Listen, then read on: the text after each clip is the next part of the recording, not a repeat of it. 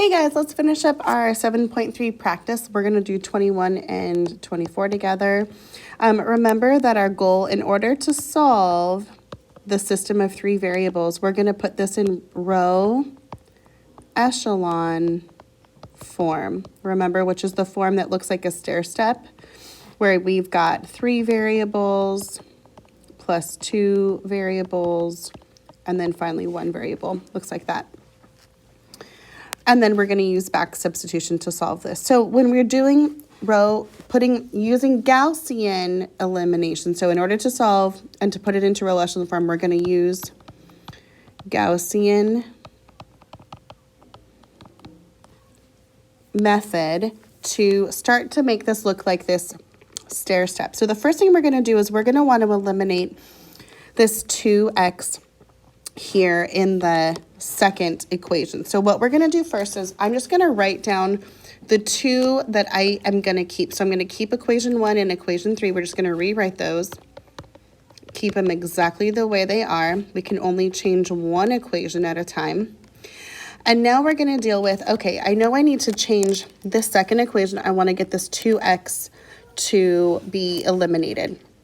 So I have to think, okay, where could I eliminate this 2x? So I could do -2 times the first equation, or I can say row 1, and add it to row 2. And what that would do is it's going to eliminate this 2x. So I'm just going to do this over here on the side. And if I go -2 times row 1 plus row 2, here's what's going to happen. We've got -2 times x plus y plus z, which is 6. So if I do that, I get -2x plus -2y plus -2z equals -12. And then I'll put right underneath it row 2, which is 2x minus y plus z equals 3. If I add those two, these will cancel, and I get -3y minus z equals -9. And that's what I'm going to put here. And I'm going to replace it with that option, because whatever's listed last, that's where I replace it. So now here's my new three equation function. So the good news is I've got my second step done. Now I need to eliminate this 3x. So in order to eliminate that 3x, I could go ahead and say, well, what if I did -3 times row 1 and add it to row 3? So I'm going to do this off to the side. First, I'm going to go ahead and rewrite the ones I'm not worrying about. So I'm not going to change row 1. And I'm not going to change row 2, which we just found. But I am going to deal with row 3 right now. So in this step, I'm going to take -3 times row 1, which is x plus y plus z equals 6. And I'm distributing it. -3x minus 3y minus 3z equals -18. And I'm going to add it to row 3, which is 3x minus z equals 0. I'm going to eliminate the x, and I'm left with -3y minus 4z equals -18. And that's what's going to go right here in this row 3. -3y minus 4z equals -18. Okay, row 3 is done, and I did eliminate that x term, but now I need to eliminate this y term here in order to make that stair step. So in order to eliminate that -3y, I'm going to say, well, I can see here that these are identical. So if I made one of them a positive, I could add those two equations together and cancel it out. So what if I say negative times a row 2 and add it to the row 3? So what that's going to do for me, I'm going to do the on the side. Oh, but first we need to write down row 1 that we're not changing. Row 2 that we're also not changing. And now we're going to deal with row 3. So negative row 2 would be negative times -3y minus z equals negative 9. So if I multiply the whole thing by a negative, I get 3y plus z equals 9. And if I add it to row 3 is negative 3y minus z equals negative 9. Oh, sorry, that's row 2, excuse me. Row 3 right here is negative 3y minus 4z equals negative 18. So now I'm going to add them. I get negative 3z equals negative 9. So that's what I'm going to replace right here, row 3, or equation number 3. So now I've got this really cute stair step going on, which is what I wanted it to look like. This is now Gaussian, this is now the row echelon form. So now we're going to use back substitution to solve, where I'm going to take, oh wait, almost forgot. Hold on. This needs to say z equals something. It doesn't yet. So we have one last step where I'm going to take row 3, and in order to make this negative 3 go away, I'm going to multiply it by a negative 1/3. And what that will do for me is it will eliminate that 3 off the z, and it'll give me my answer. So here's my equation 1,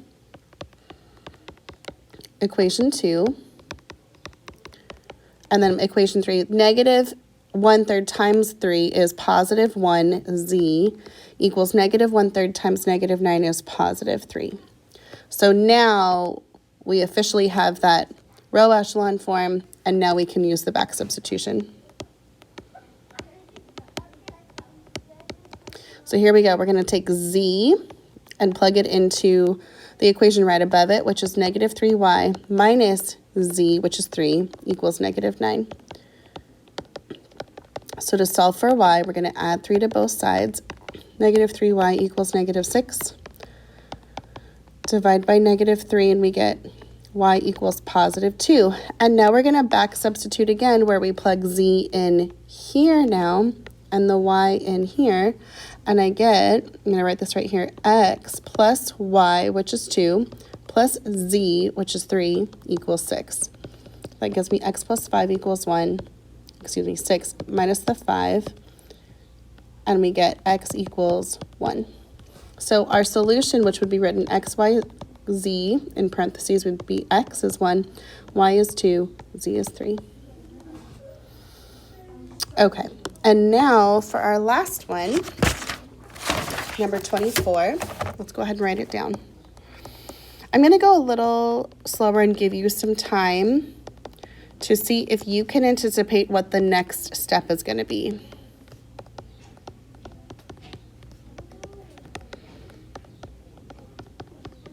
So remember, our goal here is to solve this by putting this first in row echelon form and then solving using back substitution. So the first thing in order to make this have row echelon form is I need to eliminate this. So I'm going to need to do something with this row 2, or equation 2. So I'm going to rewrite the row 1 and row 3. And I'm going to need to do something to row number 2.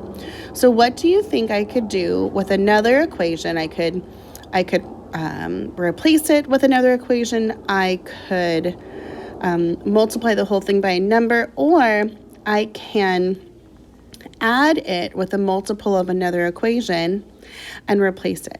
So you have to think about, okay, what do you want to do to eliminate this x here?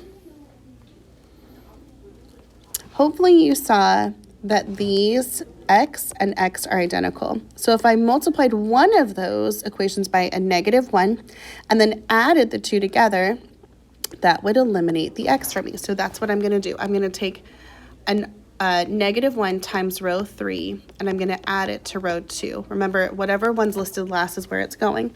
So a negative row 3 would look like this. So this is row 3. So negative row 3 is going to be negative x minus y plus z equals 1. And if I add it to row 2, which is x minus 2y minus 3z equals 2, I end up with just negative 3y minus 2z equals 3, which eliminates the x. So that's what I'm going to write here. Negative 3y minus 2z equals 3. So that's beautiful. We're starting to see that stair step here, but now we need to get this x eliminated. So why don't you think about what do we need to do? What could we do with another equation or to itself to eliminate the x that we see there so that we can put this in row echelon form? Well, I see the only thing here is that this is an x and this is a 2x. So we have to use some sort of multiplication of something and addition of the equations to eliminate this equation in row 3. So what I'm going to do is I'm going to say I'm going to add row 1, which is 2x, and I'm going to multiply row 3 by a negative 2. And what that's going to do is it will eliminate those x's for me. So if I do that, row 1 is 2x plus 4y plus z equals 1. And I'm going to multiply row 3 by negative 2. So that's going to give me negative 2x minus 2y, positive 2z, and positive 2. This cancels out the x's there, and we get 2y plus 3z equals 3. So I'm going to replace it with that. So here we go.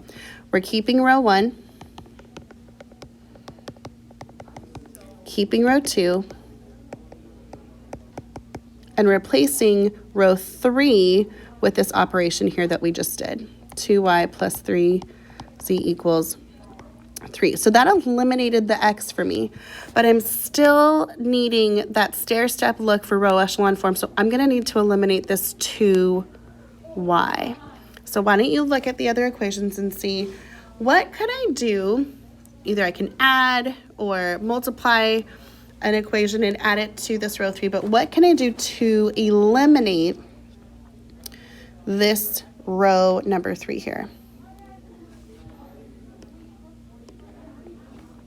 Hopefully you notice that I can't do anything with equation number 1 because it's got this x there, and as soon as I add it to any kind of multiple of that, I'm reintroducing x back into equation number 3. So I cannot use that top equation.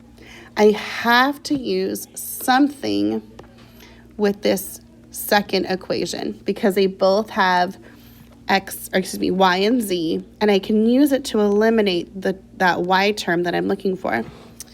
So because the second equation has a negative 3 and this third equation has a 2, I'm going to say let's multiply 2 times row 2 and add it to 3 times row 3. And that is going to eliminate that y term for us. So let's go ahead and go 2 times row 2, which gives me a negative 6y, a negative 4z, and a positive 6.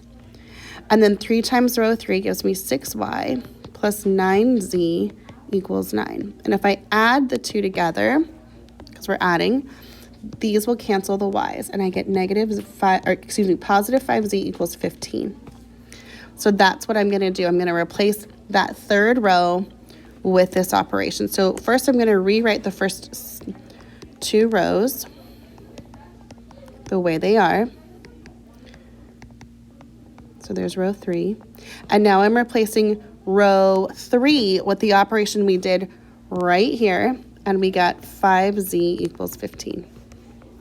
We're so close. The only issue now is this 5 is in the way. So if I take row 3 and I multiply it by 1/5, I'm not dividing by 5 because I can't divide by anything. I can only multiply by a number. So I'm going to divide row 3 by 5. So I'm going to keep the first row, keep the second row, and multiply the third row by 1/5. 1/5 of 5 is just 1, so that's z, and 1/5 of 15 is 3. So now, I've got that beautiful stair-step row echelon form, which is what exactly I wanted. And now I'm going to use back substitution, where we literally substitute backwards to solve the rest. So we're going to substitute this into the one above it. So we get negative 3y minus 2 times 3 equals 3. Negative 3y minus 6 equals 3. Add 6 to both sides. We get negative 3 equals 9. Divide both sides by negative 3. We get y equals negative 3. Nice. And now we're going to back substitute again into the top equation. So we end up with 2x plus 4 times y, which is -3, plus z, which is 3, equals 1. 2x minus 12 plus 3. 12 plus 3 is -9. So we're going to add the 9 to both sides. We get 2x equals 10. Divide both sides by 2, and I get x equals 5. So my solution as an ordered triple is 5, y is -3, z is 3. And we're done. All right, that's the end of your homework. Hopefully you can go back and I think it was number 17 that I left you some room to do on your own. That's the only one you need to work on your own. That's just back substitution. When you're done, submit the homework to Google Classroom, and then your only homework is going to be to watch Edpuzzle for the next section and take notes. Thanks, guys.